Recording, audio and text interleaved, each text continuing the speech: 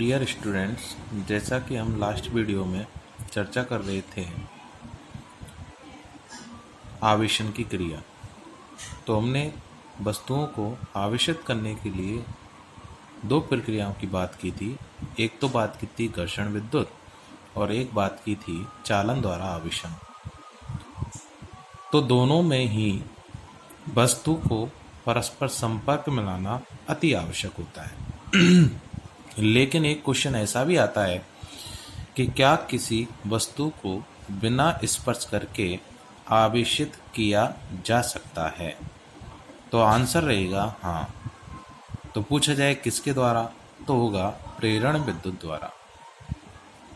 तो अब अपना जो टॉपिक है वो यही है कि प्रेरण द्वारा आवेशन, जिसे हम विद्युत प्रेरण भी कहते हैं, चार्जिंग बाय इंडक्शन। तो आइए इस पर चर्चा करते हैं। तो सबसे पहले हम क्या करते हैं कि एक चालक लेते हैं और उसे कुचालक स्टैंड पर रखते हैं।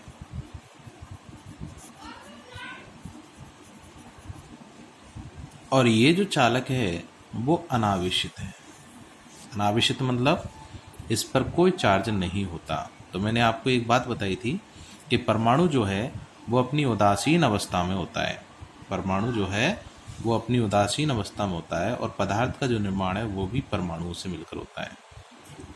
अब हम क्या करते हैं, इस चालक के पास कोई धनावेशित क्षण या फिर कोई भी ऋणावेशित क्षण लेके आते हैं। कोई जरूरी नहीं कि धनावेशित लाएं, ऋणावेशित भी हम यहाँ पर ला सकते हैं।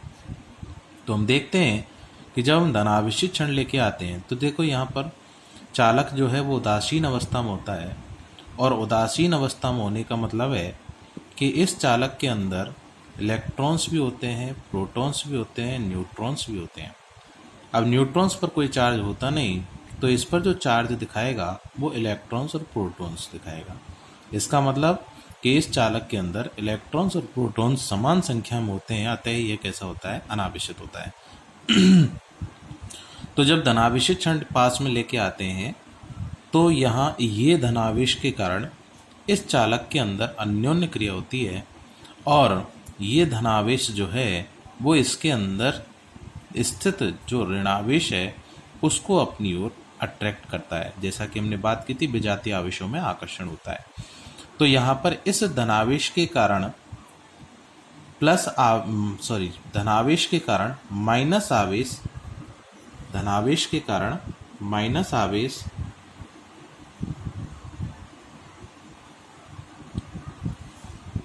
इसकी ओर अट्रैक्ट होता है।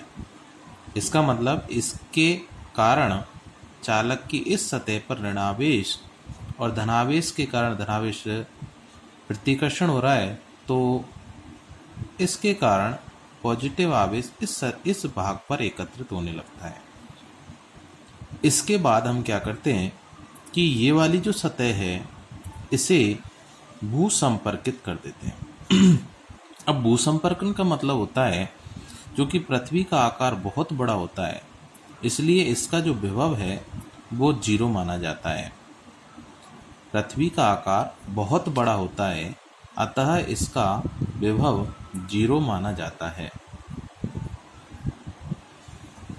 तो जब विभव 0 माना जाता है और चूंकि यहाँ पर उच्च विभव है, तो इसका मतलब है कि जो इलेक्ट्रॉन का जो प्रवाह होता है वो निम्न विभव से उच्च विभव की ओर होता है। तो इलेक्ट्रॉन यहाँ पर एक इलेक्ट्रॉन गया और एक प्लस का मतलब है खाली जगह।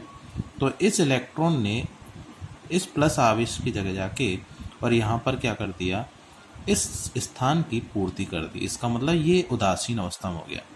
ऐसे ही कई सारे इलेक्ट्रॉन निकल के इस प्लस आवेश को क्या कर देंगे, यहाँ से रिप्लेस कर देंगे। या फिर हम ये कह सकते हैं कि ये संपूर्ण धनावेश कहाँ चला जाएगा, पृथ्वी में चला जाएगा। लेकिन अभी भी ये ऋणावेश यहीं पर फैला हुआ है। क्यों फैला हुआ है? क्योंकि अभी भी हमने ये धनावेशित क्षण यहाँ पर रखी हुई है, जिसके कारण यहाँ आकर्षण बल के कारण ये यहाँ पर स्थित है। अब हम क्या करते हैं, इस भूसंपर्कन को भी हटा देते हैं और इस चालक छड़ को भी हटा देते हैं और हटाने के बाद हम देखते हैं कि ये संपूर्ण ऋणावेश इस चालक की सतह पर फैल जाता है, जिससे हमें ज्ञात होता है कि चालक के अंदर कुल आवेश 0 होता है। तो इसका मतलब आवेश का जो वितरण होता है वो केवल कहाँ होता है, चालक की सतह पर होता है। तो देखा हमने कि यहाँ प्रेरण द्वारा आवेशन में हम किसी चालक वस्तु को बिना स्पर्श किए आवेशित कर सकते हैं। अगर हम यहाँ पर ऋणावेशित छड़ लेते तो इस वाले भाग पर धनावेश आता, यहाँ ऋणावेश आता। भूसंपर्कन के बाद ऋणावेश पृथ्वी में चला जाता, धनावेश बच जाता।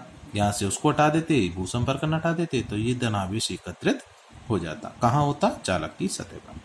तो सबसे इम्पोर्टेंट क्वेश्चन ये बनता है कि चालक को जब भी हम आवेशित करें तो उसके अंदर कुल आवेश हमेशा 0 होता है। तो हम अपना यहाँ पर तीनों प्रक्रियाएं कंप्लीट हो चुकी हैं। अब हम थोड़ी सी जानकारी आवेश के बारे में और ले लेते हैं। तो आवेश का मात्रक क्या होता है? आवेश का मात्रक SI MKS पद्धति में कूलाम होता है, जिसे हम C से व्यक्त करते हैं।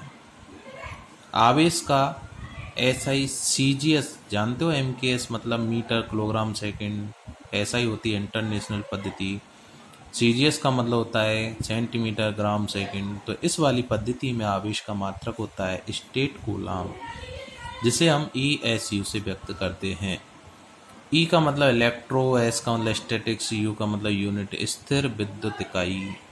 आवेश का सबसे बड़ा मात्रक फैराडे होता है, सबसे इम्पोर्टेंट है, आया हुआ क्वेश्चन है, जिसे हम स्मॉल f से व्यक्त करते हैं।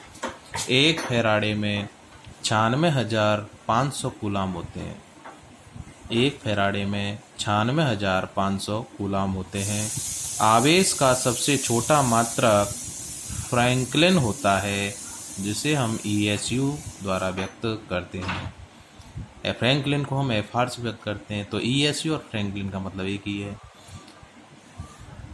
तो सबसे छोटा मात्रक फ्रैंकलिन, तो इसका मतलब कूलाम इस फ्रैंकलिन से बड़ा हुआ। तो एक कूलाम में देखें तो 3 × 10⁹ फ्रैंकलिन होते हैं।